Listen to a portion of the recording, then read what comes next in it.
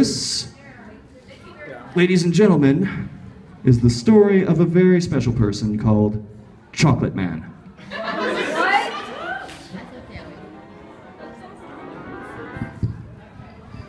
September 4th, 2004. In Hershey, Pennsylvania, a young man working at the Hershey factory was trying to come up with a new kind of chocolate. He thought and thought, but the company did not like his ideas. At the end of his shift, he went home upset. I'll show them. I just need to think of something that they will all like, or my name isn't Lee Gomez, declared the man. He remembered he had a magic wand. Then it hit him. I will try to come up with a spell that will turn people into miniature chocolate men and women, said Lee. He thought of some magic words. Chocolate man is what you will be. Then he wrote it in Latin. Sclerius como esquites. And now all Lee needed was a test subject. Later that day, his friend Jimmy Plum showed up. Hey, Jimmy. Glad to see you could make it. I'm glad to help, friend. Jimmy replied. He was excited to try out some new kind of chocolate. Lee pulled out his wand. Jimmy was confused. What are you gonna do with that? Asked Jimmy.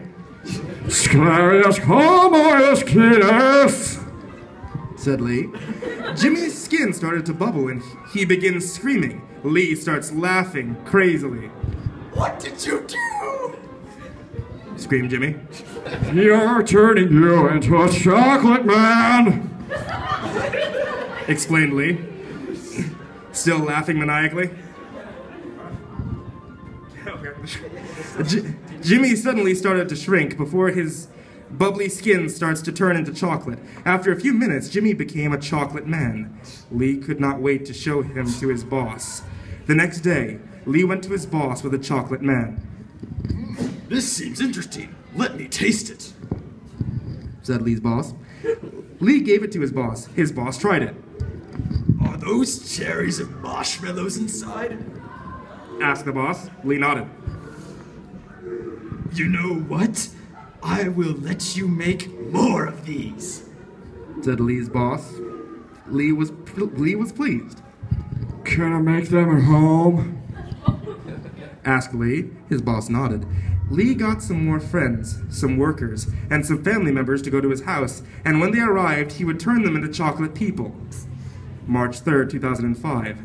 After a few months of reports of missing workers and people, Lee's boss became curious. He sent an investigator to see what Lee was doing. The investigator knocked on Lee's door. Hello, I am Detective Tom McKay, introduced the investigator. Lee let him in. Detective McKay started his investigation. He checked everywhere for evidence, but nothing could be found. Well, I think your boss is just crazy. Why would he think somebody would turn people into chocolate people? Concluded Detective McKay. Lee shrugged and said, Well, you should tell him that there's nothing wrong. He waved goodbye to the detective as he left.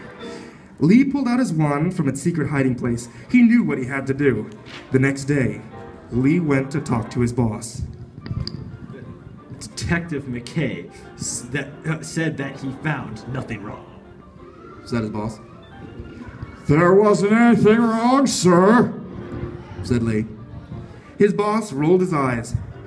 I don't think so, confronted his boss. Lee raised his eyebrows and then pulled out his wand. His boss quickly snatched it from his hand.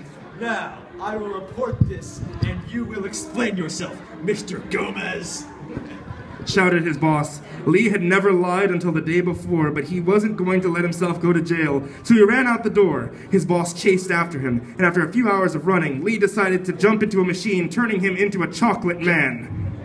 Lee's boss saw the body. He thought that he should just eat Lee, but Chocolate Lee bit his hand off. Lee's boss started screaming as the blood came rushing out where his arm used to be.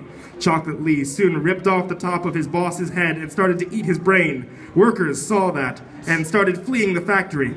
Before the place was deserted, Chocolate Lee managed to kill 10 other workers by eating their organs and/or body parts. There was blood everywhere from those who were eaten by Chocolate Lee.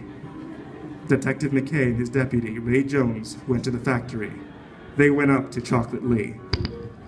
Can you believe that people actually think this thing can kill people? Though he looks familiar. Said Detective Jones. Yeah, kinda stupid for people saying that chocolate person is going to go around and eat people. Laughed Detective Jones. When Jones tried to remove Chocolate Lee's hand, Chocolate Lee grabbed Jones's hand. Detective McKay quickly reacted and shot Chocolate Lee's arm. Chocolate Lee fell to the ground. Deputy Jones and Detective McKay were able to get the factory shut down. They both concluded that Lee was able to move being completely made of chocolate because he was a wizard. It also means that the magic is what makes him devour humans in this state. They said he probably used his wand on himself before his boss took it.